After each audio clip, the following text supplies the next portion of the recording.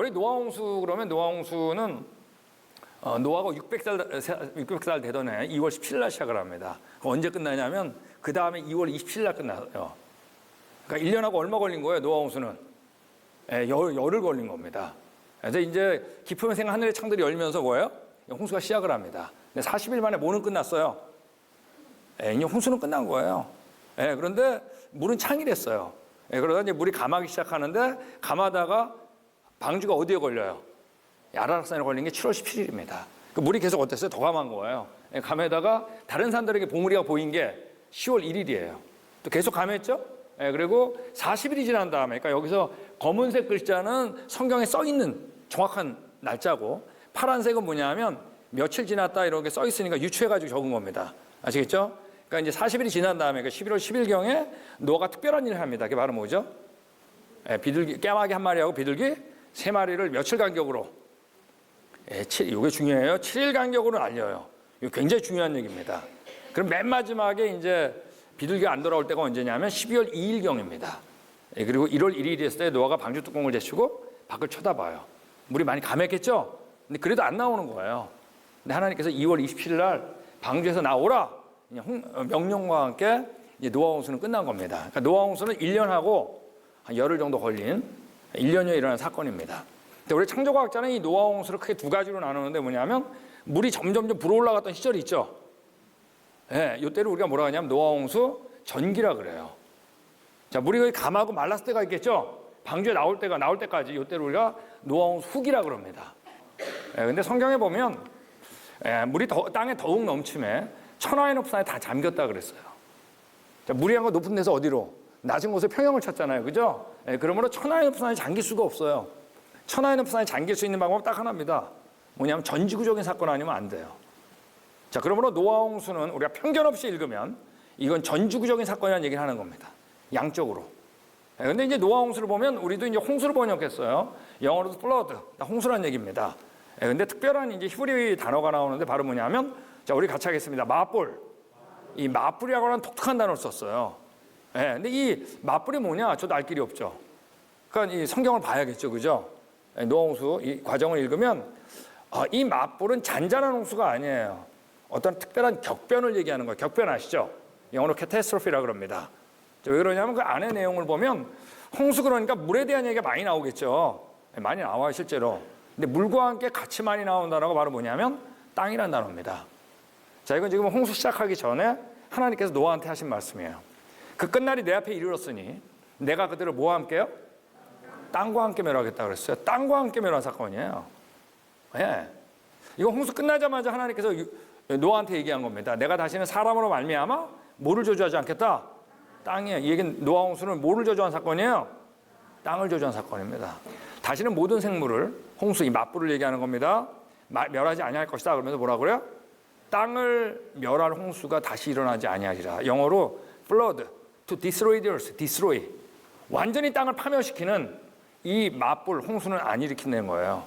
자, 이 얘기는 뭐냐면 양적으로는 뭐냐면 전지구적인 홍수 아시겠죠? 질적으로 뭐냐면 땅들이 파멸되는, 한마디로 얘기하면 격변이에요. 죽이기로 작정했던 그 사건입니다.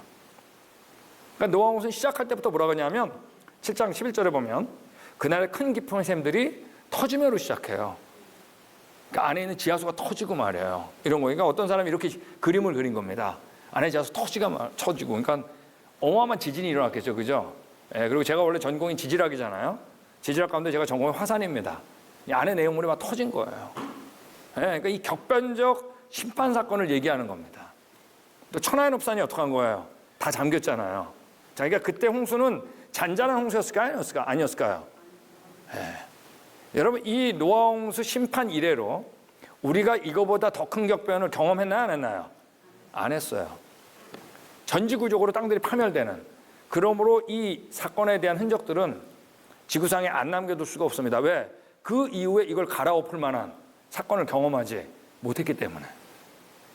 당연히 그 흔적은 있어야 될 뿐만 아니라 이건 어디에서나 볼 수 있어야 돼요. 자, 이제 이 얘기를 하는 겁니다. 여러분, 그러니까 어마어마한 지진이 일어났겠죠. 그죠? 여러분, 지진 경험해 보셨어요? 지진이죠, 지진. 여러분, 지진이 일어나면 집들이 무너지죠. 왜 무너질까요? 흔들리니까 무너지겠죠. 근데 여러분, 강한 지진일 경우는 이제 너무 강할 경우는 어떻게 되냐면 이제 여기 이제 따뜻한 흙이 붙어 있잖아요. 근데 지진이 일어나면 이게 순간적으로 들뜨게 돼 있어요. 그러니까 서로 안 만나. 마찰력을 잃어버려 가지고 뭐냐면 이 전체가 액체로 변하는 게 아닙니다. 액체처럼 행동하게 돼 있어요. 자, 이걸 뭐라고 하냐면 리퀴팩션, 토양 액화라 그럽니다. 그러니까 노아홍수 때 어땠냐면 어마어마한 흙들이 만들어진 걸 알 수 있는 거예요. 그러니까 이런 것들 다 니이가 때 지진 때 일본의 토양 액화에 가지고 아파트들이 다 무너진 겁니다. 제가 우리 몇 년 전에 고베를 갔는데 일본에 거기 1995년도에 지진이 일어나가지고 5천 명이 죽었습니다. 거기 지진 박물관이 있더라고요. 당시 그 지진 박물관. 근데 여러분 그 중에 정말로 많은 부분이 토양 액화에 대한 얘기였어요. 이걸 아파트들이 다 무너져 버린 겁니다. 사람 다 죽은 거죠. 토양 액화. 그러니까 노아홍수 때 모든 기풍의 샘이 터졌으니까 어마어마한 흙들이 만들어진 거 아시겠죠? 이 머릿속에 그리는 거예요. 자, 그냥 그때 물들은 맑은 물이었을까요? 아니었을까요? 아니에요. 네, 잔잔한 물이었을까요? 노 아니죠. 그러니까 해저 지진이나 똑같은 거 아니에요. 그죠? 천안읍산 잠겼는데 계속 지진이 일어났으니까. 여러분, 해저에서 지진이 일어나면 이러한 현상, 그 뭐라 그러나요? 네, 바로 그 해일을 쓰나미라고 그러잖아요. 네, 우리가 약간 전 세계 지도를 피면 한국부터 찾아야 돼요. 찾았어요? 네, 그래야 스토리가 진행돼. 자, 근데 여기 칠레에서 1960년에 지진이 왔는데 9.5도였어요. 역대 이거보다 이상의 지진은 보고된 바가 없습니다. 지진계가 만들어진 이래로. 여러분 우리 이번에 그 포항에서 일어난 지진이 얼마였죠? 쉽게 약간 5.5라고 했어요. 5. 얼마였어요? 자, 그러면 8.5에서 9.5는 10분의 1이에요. 7.5는 100분의 1이에요. 6.5는 1000분의 1이에요. 5.5는 10,000분의 1이에요. 얼마나 컸겠어요, 그죠? 쓰나미가 일어나가지고 일본까지 가는데 얼마 걸렸냐면 22시간이면 충분했습니다. 시속 840km. 15m 파고로 시작했는데 일본 도달할 때 10m를 유지했어요. 이때 140명 죽었어요. 지구 반대편에서 일어난 지진이 140명을 죽인 거예요. 여러분 시속 840km 무슨 속도예요? 비행기 속도죠. 이제 머릿속에 그리는 겁니다.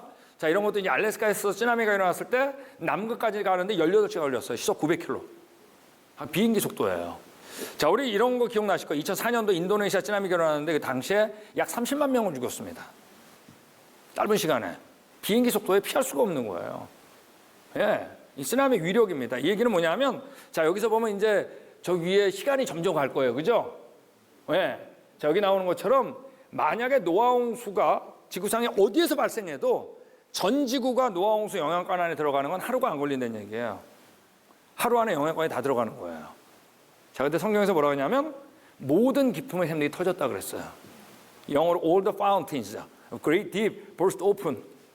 자, 그러므로 이 어마어마한 격변 흔적은 당연히 남겨야 되고, 왜? 그 이후에 이거보다 더 큰 격변을 경험한 적이 없으니까 이걸 보는 겁니다. 자, 우리 어제 얘기했던 우리 화석에 대한 얘기를 하겠습니다. 물고기 화석부터 하면, 자, 우리 물고기가 잘 놀고 있는데 말이에요. 근데 죽으면 어떻게 되냐? 물에 뜨겠죠. 그래서 기분이 좋아지죠. 만화가 나오면 갑자기 수준이 쉬워지잖아요. 그 다음에 작은 물고기 잡아먹어요. 그다음에 박테리아 해가지고 다 분해서 없어져 버려요. 근데 여러분 화석은 예외가 없어요. 물고기 화석을 보면 아가미, 등뼈, 지느러미까지 완벽하게 보존돼 있어요. 꼬리 지느러미까지. 자, 이 얘기는 뭐냐면 물고기가 죽은 다음에 화석이 된 게 아니라는 얘기예요.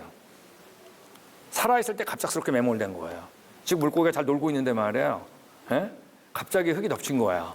그러니까 이때 흙의 속도는 뭐보다는 빨라야 될까요? 그죠? 물고기보다 빨라야겠죠? 물의 양도 얼마나 어떠해야 될까요?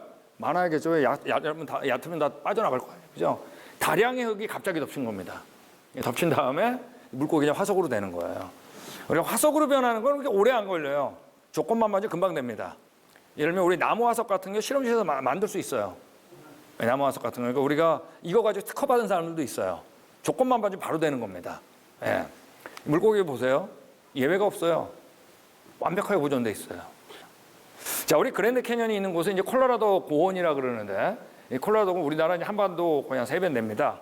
넓게 잡자면. 자, 그런데 거기서 유난히 많이 발견되는 조개 화석이 하나가 있는데, 이 앵무조개라고 하는 조개가 있습니다. 기다란 조개 화석인데, 우리가 이제 일반적으로 지질학자들이 콜로라도 고원에만 10억 구 정도는 있을 것으로 추정돼요. 적어도. 네. 근데 얼마나 많은지 몰라요. 근데 재밌는 게 이들이 다 이렇게 한 방향으로 누워 있어요. 여러분 이 조개들이 우리 죽을 때 머리 서쪽이다 이렇게 죽겠어요? 바로 먼저 그 흙이 이동되는 방향에 따라 어떻게 됐을까요? 배열된 겁니다. 그래서 이 정도로 배열시키려면 그때 흙의 속도가 얼마나 될까라고 이제 계산을 해보니까 자, 이런 흙을 뭐라 그러냐면 우리 같이 하겠습니다. 저탕류. 한 번 더 할까요? 저탕류. 자, 저탕류라고 하는데 일단 나중에 다 보여드릴 거예요. 초속 미니멈 이거보단 빨라야 돼요. 초속 7m보다는 빨라야 돼요. 자, 근데 오늘날 우리가 경험했던 밀물과 썰물이나 허리케인도 바다 밑바닥에서 초속 7m를 만든 경우는 없어요. 왜? 밑에 바닥으로 갈수록 유속이 느려지기 때문에. 그러니까 우리가 바다 밑바닥에서 초속 7m를 만든 경우는 쓰나미와 같은 사건 아니면 안 돼요. 예. 저도 재밌는 건 뭐냐? 근데 우리가 최근에 경험했던 쓰나미들 있죠? 칠레 쓰나미, 일본 쓰나미, 인도네시아 쓰나미를 봐도 여태까지 이런 식의 화석을 만든 경우는 없어요. 왜 그럴까요? 예? 왜 지금 쓰나미는 못 만들까? 여러분, 물만 있어가지고 되는 게 아니에요. 뭐가 있어야 돼요? 흙이 있어야 됩니다. 모든 깊은 샘이 터지는 어마어마한 흙들이 만들어졌겠죠? 이것과 천하의 흡산에 잠겼던 이 사건, 이제 두 가지를 우리가 이제 보는 겁니다. 자, 육지의 지금 75% 이상은 지층으로 되어 있어요. 그러니까 지층은 지질학자가 연구하는 연구의 대상에 가장 일반적인 게 바로 뭐냐, 지층입니다. 예. 여러분, 화석은 이 지층 속에 있는 거예요. 아마 지층 그러면 가장 유명한 곳 하면은 우리가 잘 아는 그랜드 캐년일 겁니다. 예. 여러분, 그랜드 캐년이 규모가 어떠냐면 수평으로 연결된 지층이 한 번당 3배쯤 됩니다. 수평으로 연결된 게. 그랜드 캐년이라는 게 협곡이잖아요. 깊이 파인 거죠? 그 파인 게 깊이가 1.8km예요. 너비가 얼마냐면 최대 30km예요. 길이가 얼마냐면 450km예요. 근데 1.8km 워낙 깊숙이 파였죠? 그러므로 지층이 훤히 드러나 보이는 거예요. 네, 완전히 일자예요. 예전에 이러한 지층들을 보면서 어떤 생각이냐면 오랜 세월 동안 쌓여가지고 지층이 만들어졌다 이런 생각을 했죠. 사실 우리가 실험을 하게 되면 지층은 그런 과정에서 만들어지지 않습니다. 제가 이제 실험을 보여드리겠는데, 자, 이 실험은 1994년도에 콜로라도 주립대학에서 이제 했던 실험입니다. 줄리앙이라고 하는 지질학 교수인데, 자, 이런 실험을 한 거예요. 지금 이제 비커에다가 이 사람이 이제 굴러가는 패턴에 대한 얘기, 입자에 대한 얘기 지금 하고 있는 겁니다. 자, 근데 이제 그 비커에다 굵은 흙하고 고운 흙을 섞어서 넣었어요. 아시겠죠? 오케이? 자, 그 다음에 자유낙하시킨 거예요. 떨어뜨린 거예요. 자, 그러면 굵은 거하고 고운 거하고 어느 게 먼저 떨어질까요? 굵은 거요? 고운 거요? 같이 떨어지겠죠. 네. 이 핀셋으로 고르지 않는 한 떨어질 때 같이 떨어지겠죠. 자, 떨어진 다음에 이들이 쌓이겠죠. 쌓일 때 경사가 질 거 아니에요? 그러면 이들이 중력에서 굴러가게 돼 있어요. 굴러가면 입자의 크기에 따라 가지고 굴러가는 패턴이 다르기 때문에 입자에 따라 나뉘게 돼 있어요. 이게 뭐냐면 여기 이제 청파중앙교는 비탈해졌으니까 좋아요. 볼링공하고 골프공을 굴렸다. 머릿속에 그려보세요. 어느 게 먼저 굴러올까요? 볼링공이죠. 한 바퀴 굴러갈 때 골프공은 어때야 돼? 열심히 쫓아가야 되잖아요. 또 골프공은 또 웬만한 데 다 걸리겠지만 볼링공은 어때요? 그냥 밀고 나가겠죠? 그러니까 나뉘는 거예요. 똑같아요. 이것도 마찬가지로 나뉘는데 지금 이제 굴러가는 패턴에 대한 얘기를 지금 하는 겁니다. 자, 근데 나뉘는데 계속 공급이 되니까 반복적인 지층이 바로 만들어져요. 보세요. 네, 지층이 바로 만들어져요. 그러니까 우리가 지층이 오랜 세월 동안 쌓여가지고 지층이 만들었다고 하는 건 실험에서 얻어진 게 아니에요. 그건 여러분 느낌이었어요. 자, 이거보다 더 중요한 실험을 이 사람이 하는데 이번에는 커다란 물탱크 속에다가 굵은 흙하고 고운 흙을 섞어서 넣었어요. 물속에다. 그걸 물속에서 물과 함께 끄집어내 본 거예요. 자, 이동을 시킨 거예요. 그러니까 나올 땐 같이 나오겠죠? 근데 이동할 때 이동되는 패턴이 다르기 때문에 나뉘는데 계속 공급이 되니까 보세요. 반복적인 지층이 바로 만들어져요. 되셨어요? 그러니까 우리가 오늘날에는 지질학자들은 이 지층에서 이 과정에서 만들어진다라고 대부분 얘기해요. 자, 이 과정을 뭐라고 하냐면 아까 우리 얘기했죠? 저탕류. 여러분 탕류 아시죠? 탕류. 탕류가 뭐예요? 흙탕물 아니에요, 그죠? 흙탕물. 흙탕물은 지금 밑에서 흐르죠, 그죠? 오케이? 그 중력에서 밑으로 흐르게 돼 있어요. 그래가지고 이걸 아래 저자를 써가지고 우리 한 번 더 하겠습니다. 저탕류. 자, 그래서 오늘날에 저탕류에서 지층이 만들어진다. 이걸 제일 많이 배워요.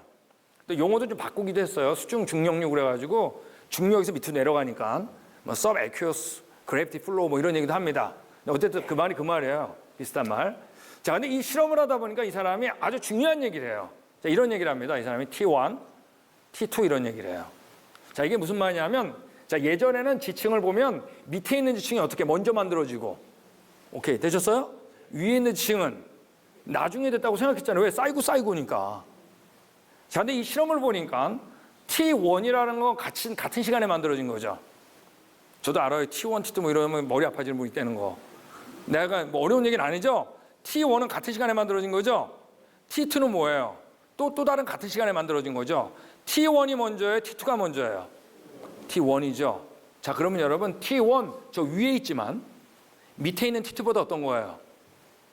먼저 만들어진 거예요. 위에 있다고 나중에 만들어진 지층이 아니란 얘기예요. 지층은 수평으로 수직으로 동시에 만들어져요. 자, 아까 얘기했죠. 화석은 어느 속에 있다? 지층 속에 있다. 그럼 여러분 밑에서 발견되는 거라고 먼저 살던 게 아니란 거예요. 위에서 발견된다고 나중에 살던 게 아니에요. 시간차가 없는 거예요. 화석의 시대는 오랜 시대를 얘기하는 게 아니에요. 화석의 위치는 자기가 매몰됐던 위치를 얘기하는 겁니다. 되셨어요? 자기가 매몰됐던 위치를 얘기하는 거예요. 요게 굉장히 중요한 얘기예요. 자, 이제 이걸 보면 우리가 자, 이제 그림을 좀 그려볼게요. 자, 우리 저탄력 밀려오는 겁니다. 오케이, 되셨죠? 자, T1, T2, T1, T2 아시겠죠? T3. 자, T1 위에 있죠? 하지만 밑에 있는 T2보다 뭐란 얘기예요? 먼저 만들어진 거예요. 네. 제가 만약 이 실험 안 보여주고 했으면 여러분 밑에가 먼저 위에가 나중 그랬을 거예요. 근데 뭐예요? 지층은 수평으로 수직으로 동시에 형성돼요. 화석의 위치는 여러분 자기가 매몰됐던 위치예요. 여러분 이 지층이 있잖아요. 쌓이고 빨리 다 버려야 됩니다. 왜? 지질학자들도 쌓이고는 없어졌어요. 수평으로 수직으로 이동하는 바로 뭐라고요? 한 번 더 하겠습니다. 저탕류. 네, 여러분 이 저탕류에서 그럼 지층이 만들어진 예가 있냐? 너무 많아요 이건요. 그러므로 버린 거예요. 자, 여러분 하나 예를 들어주면 우리 20세기 최대 화산 폭발이 있습니다. 미국에서 터졌어요. 우리 시애틀이라는 동네 아시죠? 시애틀. 이제 북부 서부인데, 자 거기 이제 시애틀이 있는데 그 근처인데 화산 폭발이 터졌는데 우리나라에서는 그렇게 많이 안 유명해요. 왜냐하면 하필이면 이게 터진 날짜가 언제냐면 공교롭게 1980년 5월 18일이에요. 많이 듣던 날짜죠. 광주왕제 그날 동시에 터졌어요. 우리나라에 이제 다른 뉴스가 많으니까 이게 별로 유명하지 않아요. 근데 세계적으로 너무 유명해요. 왜? 20세기 최대 화산 폭발이거든요. 근데 화산재가 분출한 거예요. 근데 화산재가 위에도 쌓이고, 예, 그리고 밑에도 쌓인 거예요. 아시겠죠? 근데 위에도 쌓이던 화산재가 눈녹음물과 함께 중력에 의해 저탕류로 쓸려 내려온 거예요. 근데 그때 속도가 시속 100km가 넘었어요. 자, 아까 우리 쯔나미는 비행기 속도라 그랬죠? 자, 시속 100km면 무슨 속도예요? 자동차 아시겠죠? 쯔나미는 비행기 속도, 저탕류는 자동차 속도. 그리고 여기 나와 있는 것처럼 뚜렷한 지층을 바로 만들었어요. 7.5m의 지층을 수시간 만에 바로 만들었어요. 만약에 제가 이 얘기 안 드렸으면 여러분 이거 보면서 그랬을 거예요. 예, 우리 몇십만 년, 몇백만 년. 아니에요. 너무 짧은 시간에 만들어진 거예요. 그러므로 지질학자들이 저탕류라고 얘기를 하는 거예요. 예, 여러분, 근데 이 세인트 헬렌산의 이 지층은 우리가 일반적으로 보는 지층하고 비교가 안 돼요. 그랜드 캐니언 뭐예요? 아까 그랬잖아요. 지층의 두께만 1km가 넘어요. 여러분 지층의 두께가 1km라는 건 두께인 게 아니에요. 그랜드 캐니언 주변은 이거보다 훨씬 두꺼워요. 대한민국 이보다 더 두꺼운 지층 많아요. 이게 이제 훤히 드러난 게 1km란 얘기지. 수평으로 연결된 게 여러분 우리나라 한반도 3배가 돼요. 이제 나중에 보여드리겠지만 지층을 쭉 연결하면 어떤 지층은 태평양에서 대서양까지 끊이지 않고 연결돼요. 여러분 쌓여가지고 과연 이게 되겠어요? 여러분 지금 우리 지구상에 어떤 지형에 이렇게 지형이 수평인 곳이 어디 있어요? 만약에 여러분 쌓였다면 그 지층의 경계는 이렇게 돼야 돼요. 상식적으로. 맞습니까? 다 울퉁불퉁하니까. 근데 지층의 경계는 이렇게 생기지 않았어요. 완전히 일자예요. 자, 이 얘기는 뭐냐면 시간적 간격 없이 저탕류가 밀려왔다는 얘기예요. 자, 이 안에는 뭐가 가득 차 있다고요? 예? 예, 화석이 가득 차 있는 거예요. 자, 이제 제가 노아홍수 넘어가 볼게요. 자, 노아홍수는 이제 물속에서 이렇게 살고 있는데 저탕류가 밀려왔겠죠, 그죠? 자, 밀려올 때 좀 밀려왔을 거예요, 그죠? 자, 밀려왔을 때 당연히 조개, 바다식물, 물고기 순으로 발견될 가능성이 높겠죠. 왜 그럴까요? 거기가 자기가 살던 위치니까. 자, 중간 단계 있다고요, 없다고요? 없어요. 근데 이 순서가 바뀔 수도 있을까요, 없을까요?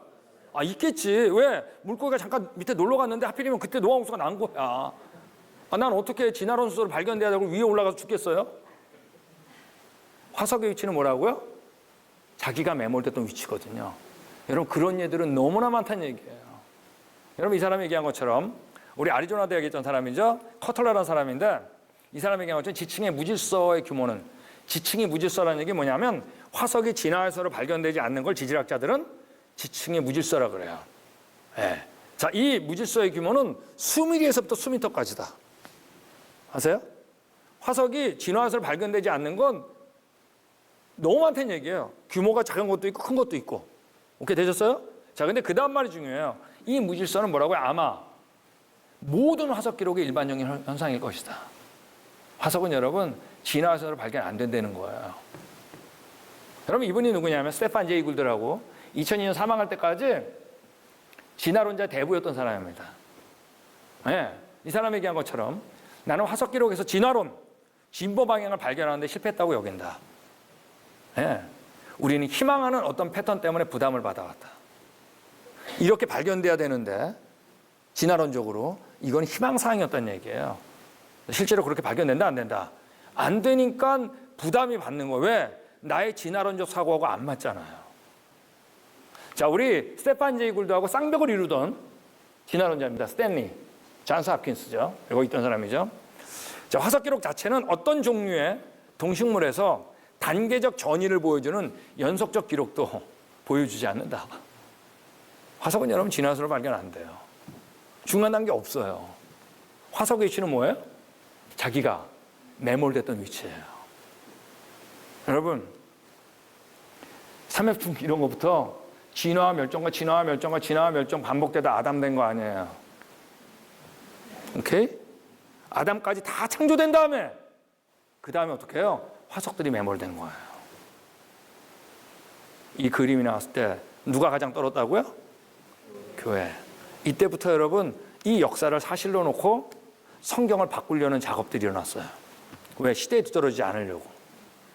그 말에 떤 거예요. 모세의 낡은 책. 이런 얘기 나온 거예요. 하나님께서 창조하셨는데 진화하도록 내버려두다가 나중에 아담 됐나? 진화와 멸종 반복되다 아담 됐나? 어떤 사람은 창조와 멸종을 하나님이 반복시키면서 창조하셨나? 이런 얘기들 다 언제 나왔냐? 이 질세표가 등장한 다음에 나온 거예요. 우리 소위 말해서 자유주의 신학이 있어요. 자유주의 신학. 자유주의 신학이 뭐죠? 자유주의 신학이 뭐예요? 성경의 어떤 부분은 맞고 어떤 부분은 틀리다 하는 게 자유주의 신학이에요. 이게 언제부터 등장했냐? 이게 등장한 다음부터예요. 이 역사를 믿는 사람부터. 왜? 이들이 진짜 성경 역사보다 이 진화 역사를 더 신뢰했거든요.